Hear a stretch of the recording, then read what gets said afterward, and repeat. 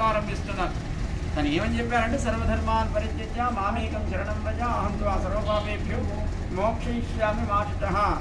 దీంట్లో 4 ఏముంటాయి శ్లోకం అనేటప్పటికి పాదాలు ఉంటాయి, లేదా వాటిని 2 వాక్యాలు లేదా 4 పాదాలు అంటూ ఉంటారు.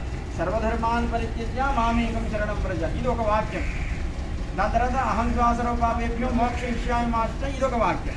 లేదా సర్వధర్మాన్ పరిత్యజ్య ఒక పాదం, దాని తర్వాత మామేకం శరణం వ్రజ అది 2వ పాదం, అహం త్వా సర్వపాపేభ్యః 3వ పాదం, మోక్షయిష్యామి మా శుచః 4వ పాదం. కనుక ఈ చరమ శ్లోకము 2 వాక్యాలు కానీ 4 పాదాలు కానీ కలిగి ఉంటుంది అని దాన్ని వివరిస్తూ, ఇది పంచమ వేదమైనటువంటి మహాభారతము, దాంట్లో గీతాసారముగా ఉపనిషత్సారముగా చెప్పబడినటువంటి శ్లోకము మనకి చిట్ట చివరి అధ్యాయంలో 64వ శ్లోకము అని దాన్ని మనకి వివరించాడు.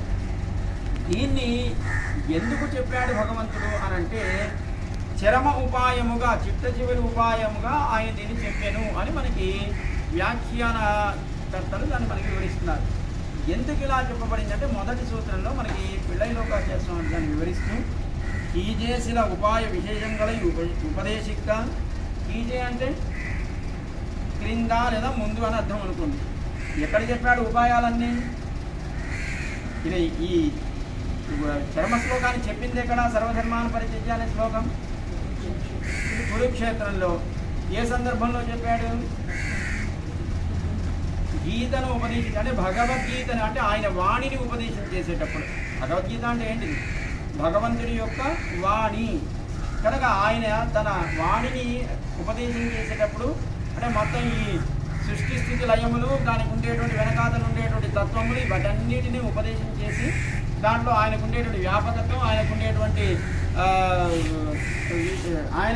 పరత్వం ఇవన్నీ చెప్పి గుణాలు చెప్పి ఆయనకు ఉండేటువంటి విశ్వరూపాన్ని ప్రదర్శించి జీవుడికి ఉండేటువంటి భగవంతుడి యొక్క శేషత్వం చెప్పి ఇవన్నీ చెప్పి దాంట్లో ఆ భగవంతుని పరత్వమైనటువంటి భగవంతుని పొందడానికి జీవుడికి కావాల్సిన ఉపాయాలను కూడా చెప్పాడు.